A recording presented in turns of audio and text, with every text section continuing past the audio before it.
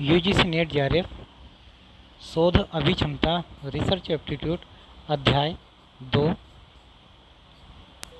अनुसंधान प्रक्रिया के मुख्य सोपान main steps in research process. Net परीक्षा में 1 या 2 प्रश्न अनुसंधान प्रक्रिया के सोपानों से संबंधित पूछे जाते हैं। परीक्षार्थियों से अपेक्षा की जाती है कि वे इनके क्रम पर विशेष ध्यान दें। मुख्य तौर पर अनुसंधान की प्रक्रिया में निम्नलिखित 3 मानदंड अपनाए जाते हैं। पहला, अनुसंधान का नियोजन कुछ दृष्टिकोणों को ध्यान में रखकर किया जाता है और इसके संकलन के आधार पर ही शोध की रूपरेखा तैयार की जाती है। यह दृष्टिकोण गुणात्मक या मात्रात्मक या इन दोनों का सम्मिश्रण हो सकता है। यह मुख्य अध्ययन के विषय पर निर्भर होता है। दूसरा, अनुसंधान में चिन्हित समस्याओं या प्रश्नों के उत्तर ढूंढने के लिए निर्णित चरणों डिसाइडेड स्टेप्स के तार्किक क्रम को अनुसंधान क्रियाविधि रिसर्च मेथोडोलॉजी कहा जाता है। इसमें कई प्रक्रियाओं, विधियों और तकनीकों का उपयोग किया जाता है। यह यथासंभव निष्पक्ष और वस्तुनिष्ठ होनी चाहिए। क्रैसवेल द्वारा दी गई परिभाषा के अनुसार अनुसंधान में 3 आधारभूत चरणों को समावेशित किया जाता है। पहला, समस्या को चिन्हित करना, आइडेंटिफिकेशन ऑफ प्रॉब्लम। दूसरा, समस्या से संबंधित प्रश्नों के उत्तर ढूंढने के लिए प्रदत्त एकत्रित करना, कलेक्टिंग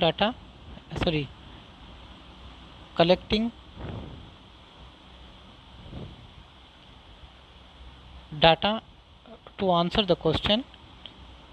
तीसरा, प्रश्न का उत्तर ढूंढना, finding solution to the problem. जब हम प्रदत्त एकत्रित करते हैं तो उन पर सब सांख्यिकी या गणितीय गणना की जाती है, जिसको विश्लेषण कहा जाता है। हम प्रदत्तों में कुछ पैटर्न्स स्थापित करना चाहते हैं, जिसके आधार पर किसी सिद्धांत के सूत्रीकरण का या निष्कर्ष पर पहुंचा जा सकता है। कौन सी विधि प्रयुक्त करनी है, गुणात्मक या परिमाणात्मक, यह प्रश्न की प्रकृति पर निर्भर करता है कि शोध विषय सामाजिक विज्ञान से संबंधित है या फिर प्राकृतिक विज्ञान से। आइए अनुसंधान प्रक्रिया के सोपानों को विस्तार से जान लें। सोपान 1, अनुसंधान समस्या का सूत्रीकरण। साहित्य अवलोकन, उद्देश्यों का निरूपण, चरों को चिन्हित करना, उपकल्पना का सूत्रीकरण। सोपान 2, अनुसंधान अभिकल्प तैयार करना। इसमें समस्या की संरचना, अध्ययन, अभिकल्प, प्रयोगात्मक और गैर प्रयोगात्मक। सोपान 3, प्रदत्त संग्रह उपकरण विकसित करना। इसमें प्रदत्त के प्रकार, प्रदत्त एकत्रित करने की विधि। चौथा, सोपान 4, प्रतिदर्श चयन। इसमें प्रतिदर्श प्रकार, संभाव्यता, असंभाव्यता, प्रतिदर्श अभिकल्प का निर्धारण। पांचवा, सोपान 5, अनुसंधान प्रस्ताव लेखन। इसमें आवश्यकता, लाभ, प्रतिदर्श प्रकार, निर्धारण निधिकरण, आवश्यकताएं इत्यादि। सोपान 6, प्रदत्तों का एकत्रीकरण, अवलोकन, साक्षात्कार, प्रश्नावली इत्यादि। सोपान 7, प्रदत्त प्रसंस्करण और विश्लेषण, संपादन और कुटन, प्रदत्त वर्गीकरण, सारणीकरण, विश्लेषण, उपकल्पना, परीक्षण, सामान्यीकरण। सोपान 8, शोध रिपोर्ट लेखन, शोध रिपोर्ट का प्रारूप, शीर्षक पृष्ठ, विषय सूची, क्रियाविधि इत्यादि। यह अनुसंधान प्रक्रिया थी। सोपान 1 स्टेप 1 में अनुसंधान समस्या का सूत्रीकरण, जैसा कि ऊपर देखा, अनुसंधान समस्या का सूत्रीकरण, फॉर्मुलेशन ऑफ रिसर्च प्रॉब्लम। इसमें वैज्ञानिक विधि के प्रयोग का यह पहला चरण है। इस विधि का प्रयोग तथ्यों की खोज और समस्याओं के समाधान हेतु किया जाता है। पहले शोध समस्या या प्रश्न की प्रकृति जान लें, तभी उसके समाधान के बारे में सोचा जा सकता है।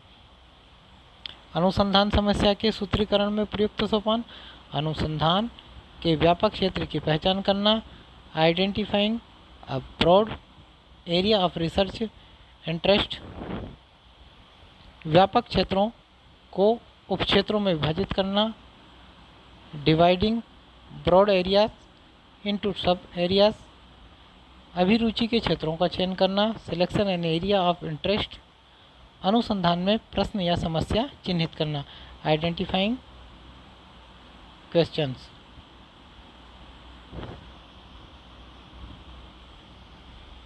व्यापक उद्देश्यों का निरूपण करना, उद्देश्यों का आकलन और समीक्षा करना, मुख्य उद्देश्य और उप उद्देश्यों का वर्णन आगे किया गया है।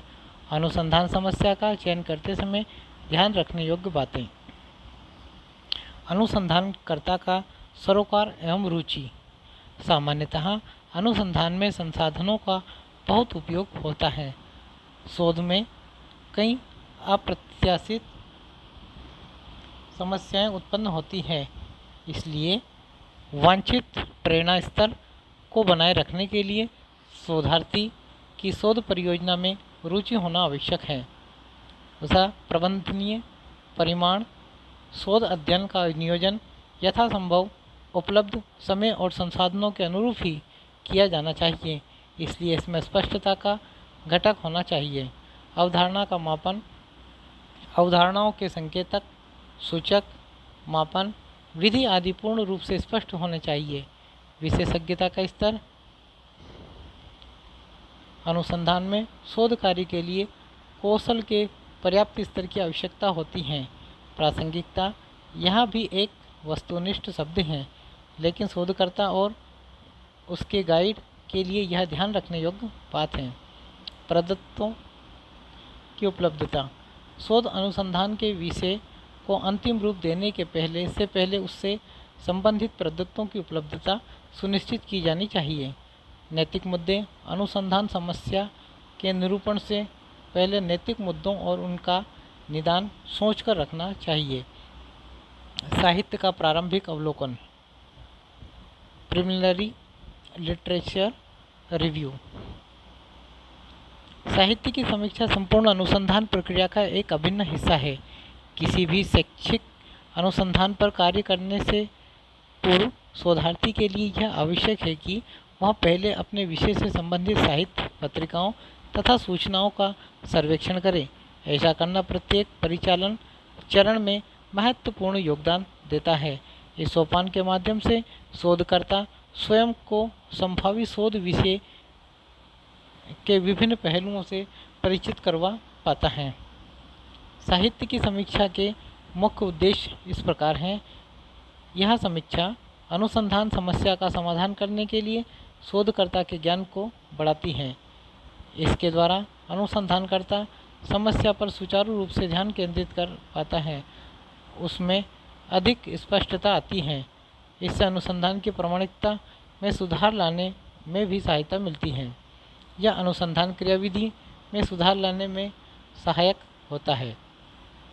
इसके द्वारा महत्वपूर्ण चरों को खोज पाना संभव हो जाता है।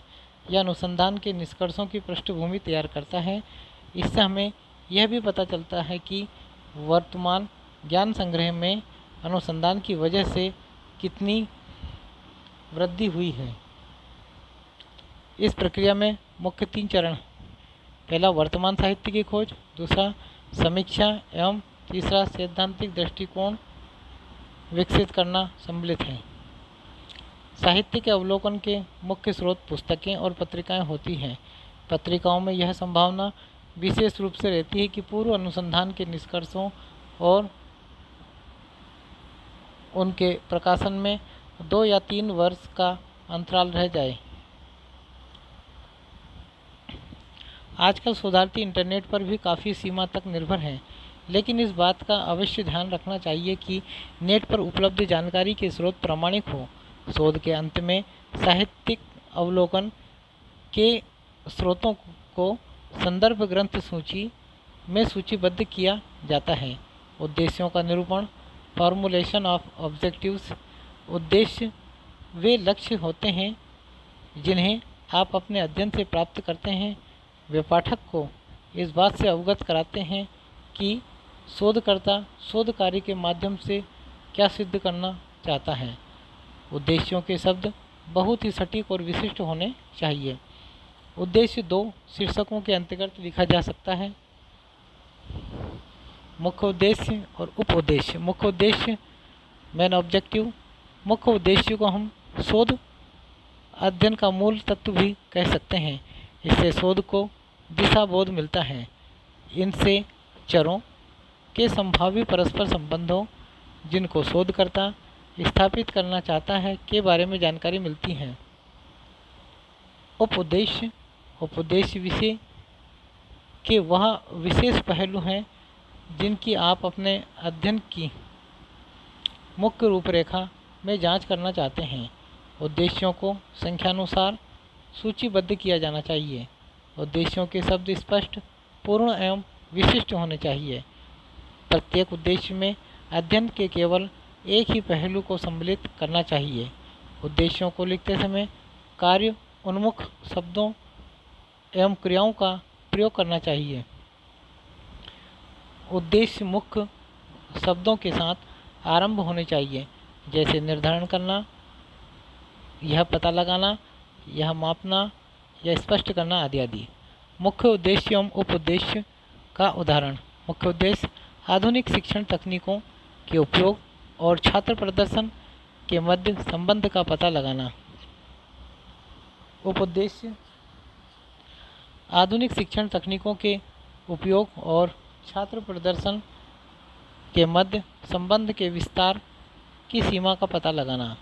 सरकारी और निजी स्कूलों में आधुनिक शिक्षण तकनीकों के उपयोग की तुलना करना। आधुनिक शिक्षण के प्रभाव और छात्रों के प्रेरणा स्तर को जानने का अध्ययन करना आदि। अवधारणाएं एवं चर, कॉन्सेप्ट्स एंड वेरिएबल्स। संप्रत्यय या अवधारणा मूलतः प्रेक्षण और अनुभव के आधार पर किसी व्यक्ति, वस्तु, घटना और विचार के प्रति सामान्यकृत धारणा या विचार है। किसी भी व्यवस्थित एवं वैज्ञानिक अनुसंधान में सिद्धांत की स्थापना हेतु कुछ विशिष्ट अवधारणाओं का उपयोग करना आवश्यक होता है। अगर इनका भौतिक अस्तित्व न हो तो इनको मानस रचनाकृति भी कहा जा सकता है। उदाहरण के लिए बुद्धि या निष्कपटता मानस रचनाकृति है जिसका हमें अपने शोध में उपयोग करना है। इसका प्रत्यक्ष मापन संभव नहीं। हम उस व्यवहार या उसके घटकों का प्रेक्षण या मापन करते हैं जो कि बुद्धि या निष्कपटता का प्रतिनिधित्व करता है। मानस रचनाकृति अपने आप में विविध संपत्तियों का सम्मिश्रण हो सकता है, जिसके अनुसार उस काल्पनिक रचनाकृति को स्वयं का आकार, अर्थ तथा कार्यक्षेत्र प्राप्त होता है।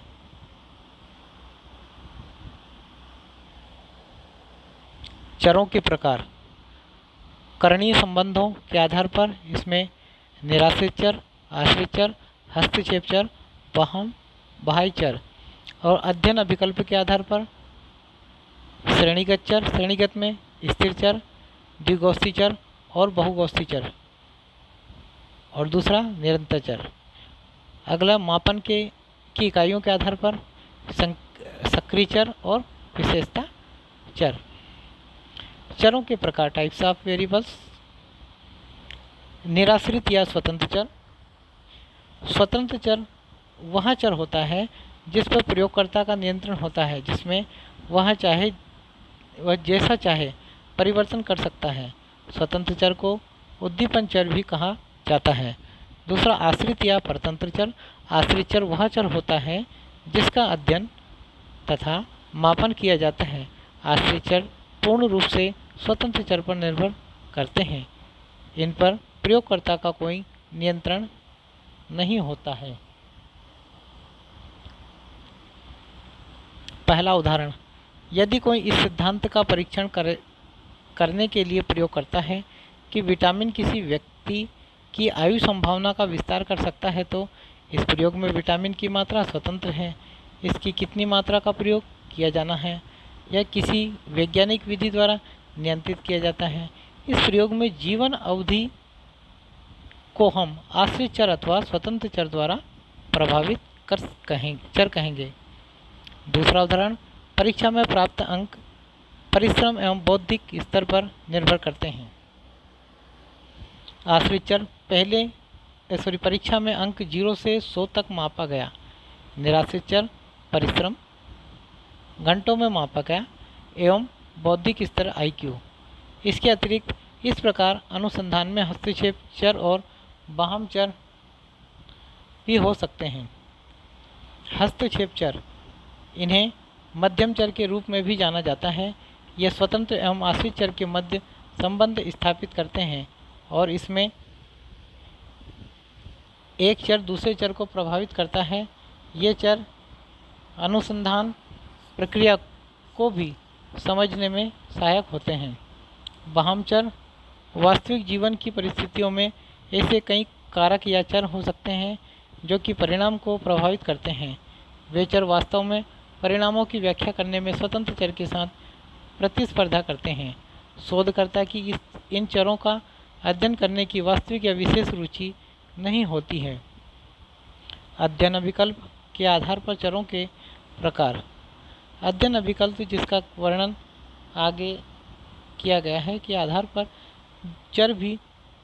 चर 2 प्रकार के हो सकते हैं, श्रेणीगत चर और निरंतर चर। श्रेणीगत चर को नामिक या क्रम सूचक स्केल पर मापा जाता है। श्रेणीगत चरों को निम्नलिखित वर्गों में विभाजित किया जा सकता है। सतत या स्थिर चर, जिनका केवल एक ही मान हो, उदाहरण के लिए फूल और पेड़ आदि। द्विगोष्ठी चर, ऐसे चरों में प्रदत्तों की 2 श्रेणियां होती हैं, जैसे कि नर और मादा, अमीर और गरीब आदि। बहुगोष्ठी चर, इसमें 2 से अधिक श्रेणियां होती है, जैसे कि औसत से कम, औसत, औसत से अधिक आदि। मापन की इकाई, मापन की इकाई के आधार पर चर मुख्य रूप से 2 प्रकार के होते हैं। सक्रिय चर, जिनमें हेरफेर या कार्य साधन किया जा सकता है, या फिर यह कह सकते हैं कि जिनको नियंत्रित किया जा सकता है, जैसे कि तापमान, दवाई की मात्रा आदि। विशेषता चर, लिंग, आयु आदि को बदला नहीं जा सकता है या नियंत्रित नहीं किया जा सकता है। निरंतर परिवर्तनीय चर, कंटिन्यूअस वेरिएबल्स। निरंतर चर एक ऐसा चर है जो कि कोई भी संभावित मान धारण कर सकता है, अर्थात मानों की अनंत संख्या है। उदाहरण के लिए मनुष्य की लंबाई, भार आदि। जनवरी 2017 की नेट परीक्षा में इस आधारित प्रश्न भी पूछा गया था। एक निरंतर चर एक असतत चर के विपरीत होता है। असतत चर केवल विशिष्ट मान ही ले सकता है। संभावित रूप से उन मानों की अनंत संख्या हो सकती है, लेकिन प्रत्येक संख्या भिन्न है और बीच में कोई और दशमलव मान नहीं आएगा। असतत चर संख्यात्मक हो सकता है, जैसे कुर्सियों की संख्या, लेकिन यह इस प्रकार से भी हो सकता है जैसे कि पुरुष या महिला एवं अच्छा या बुरा। चरों का मापन। अनुसंधान के अध्ययन के लिए चरों का मापन करना आवश्यक होता है। स्टीवन के अनुसार इनकी मात्रा को ज्ञात करने के लिए मापनीय पैमाना 4 प्रकार की हो सकती है। सांकेतिक या नामिक मापनी, इसे वर्गीकरण मापनी भी कहा जाता है। चरों को उनकी विविधता के अनुसार सांकेतिक मापनी द्वारा 1, 2 और 3 उप श्रेणियों में मापा जा सकता है। एक समूह या वर्ग के सदस्यों को प्रायः समान समझा जाता है। इसमें हम अंकों का प्रयोग इनको इंगित करने के लिए कर सकते हैं। उदाहरण के लिए लिंग, जेंडर को 2 उप श्रेणियों में वर्गीकृत किया जा सकता है, पुरुष और महिला। स्वतंत्र आश्रित बाह्य चरों के मध्य संबंध। धूम्रपान, कल्पित कारण, स्वतंत्र चर, और इधर हृदय रोग, कल्पित प्रभाव और आश्रित चर। इसमें धूम्रपान की अवधि, इसमें व्यक्ति की आयु, धूम्रपान की सीमा, इनके संबंध पर प्रभाव, दैनिक व्यायाम की सीमा और वामचर।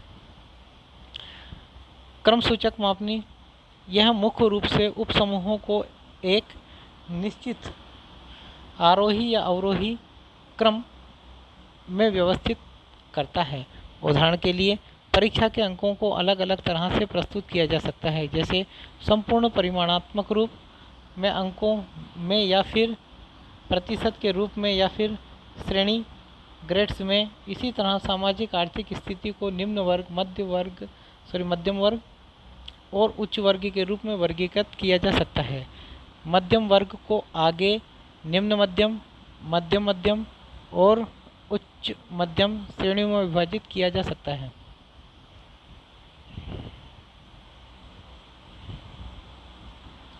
अंतराल मापनी, यह मापन का तीसरा स्तर है। इसमें नामित और क्रमिक स्तरों की समीक्षा का निर्धारण किया गया है। इसके साथ साथ यह माप की इकाई का उपयोग भी करता है। उदाहरण के लिए सेल्सियस पैमाना 0 डिग्री सेल्सियस से लेकर 100 डिग्री सेल्सियस तक होता है। अनुपात मापनी, यह मापन का चतुर्थ स्तर है। इस स्तर पर मापन अधिक यथार्थ एवं शुद्ध रहता है। यह मापनी वस्तुनिष्ठ, विश्वसनीय एवं वैज्ञानिक है। यह पैमाना परिमाणात्मक जानकारी एकत्र करने के लिए उपयोग किया जाता है।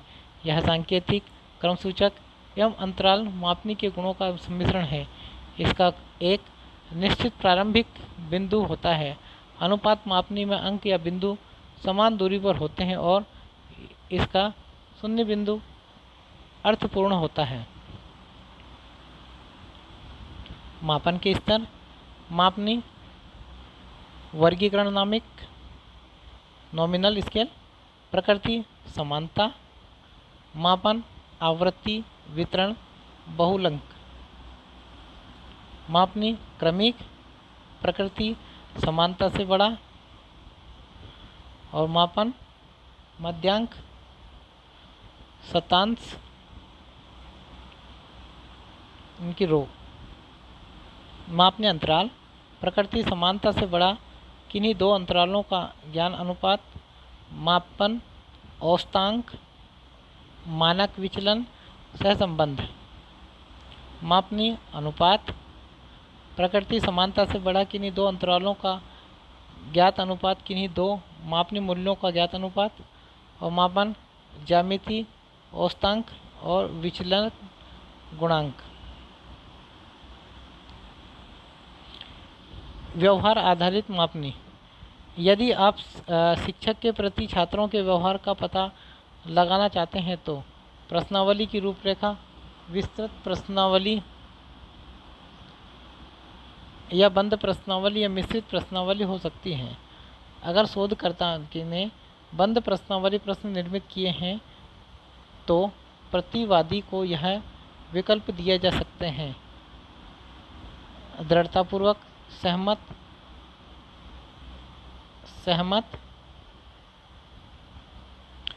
अनिर्णित, असहमत, दृढ़तापूर्वक, असहमत। इन मानक संकेतों को लिकर्ट स्केल में उदाहरण के लिए भी लिया गया है।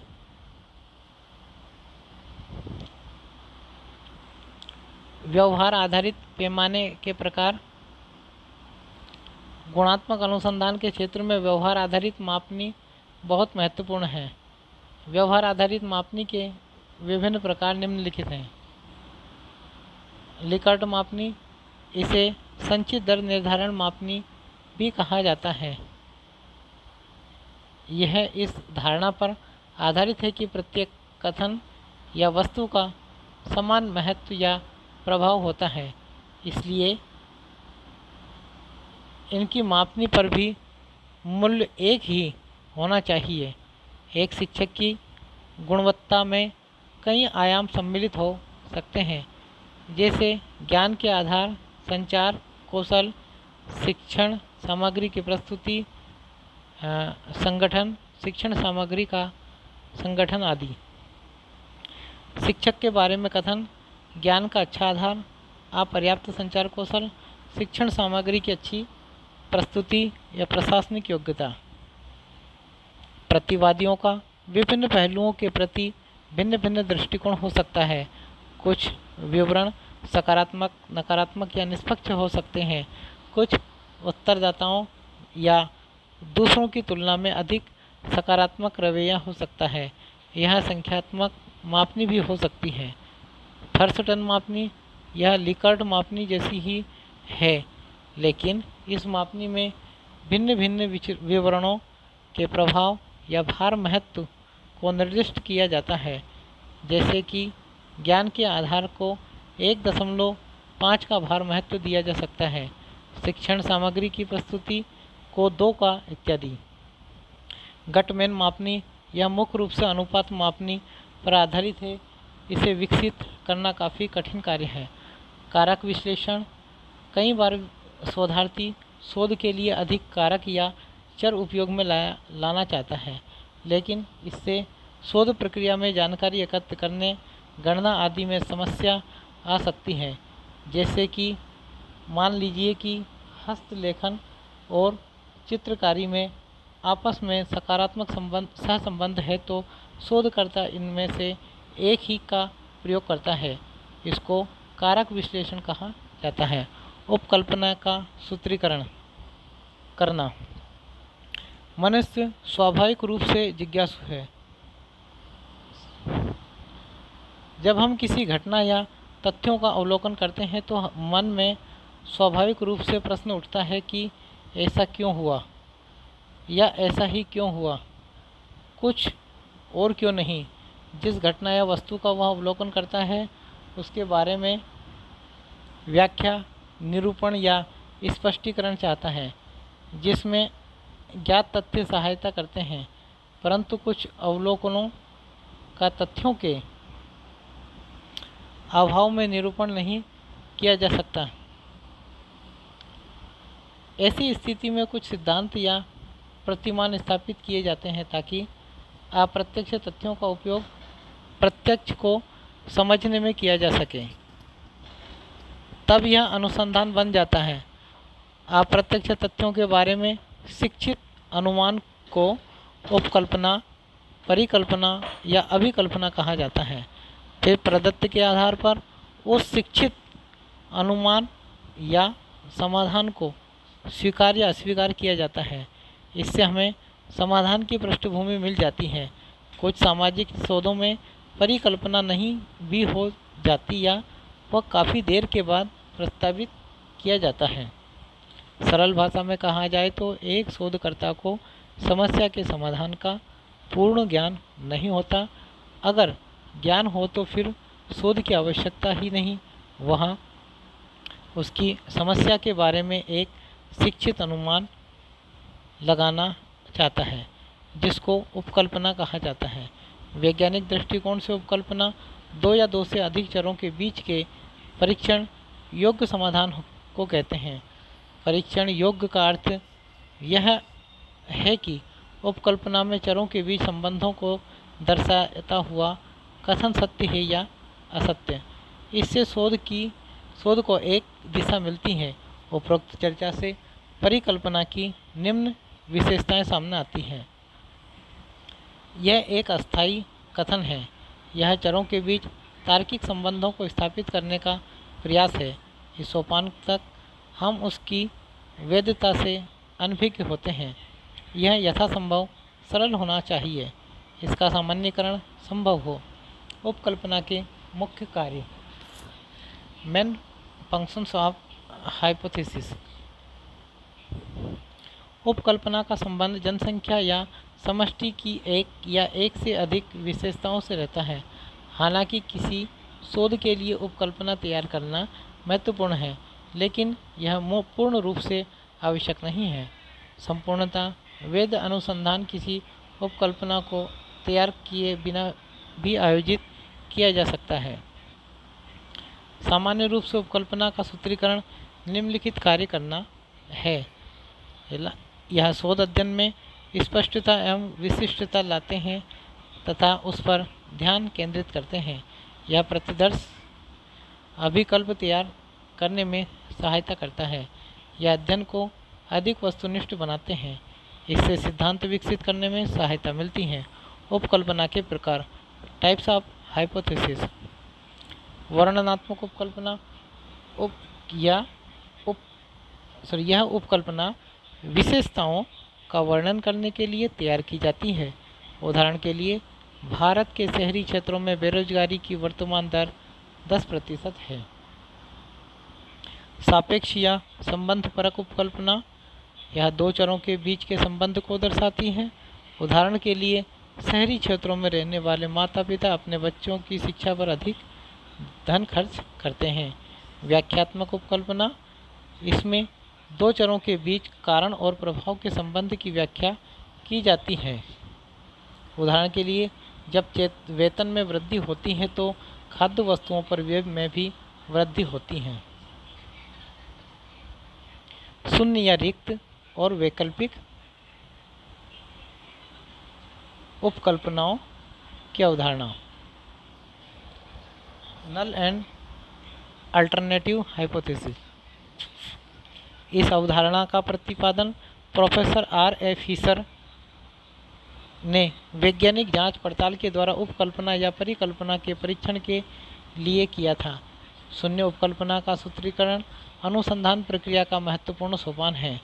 इस प्रकार की उपकल्पना में हम यह मानकर चलते हैं कि चरों में जिनके संबंधों का अध्ययन किया जा रहा है उसके मध्य कोई संबंध नहीं है। दूसरे शब्दों में कहें तो शून्य संबंध है। उपकल्पना का कथन प्रचलित ज्ञान के विरुद्ध भी हो सकता है। इसको स्पष्ट करने के लिए हम एक उदाहरण लेते हैं।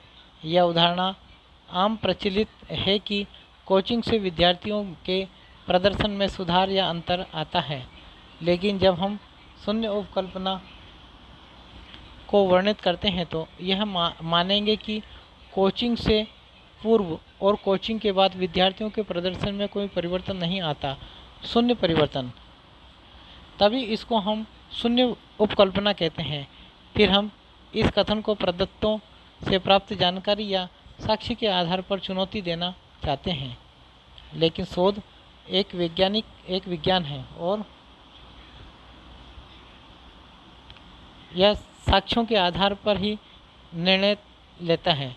साक्ष्य जुटाने के लिए हम बच्चों के प्रदर्शन के पूर्व और बाद वाले प्रदर्शन के बारे में प्रदत्त एकत्रित करते हैं। यह उपकल्पना के कथन को स्वीकार या अस्वीकार कर सकता है और हम एक निष्कर्ष पर पहुंच जाते हैं।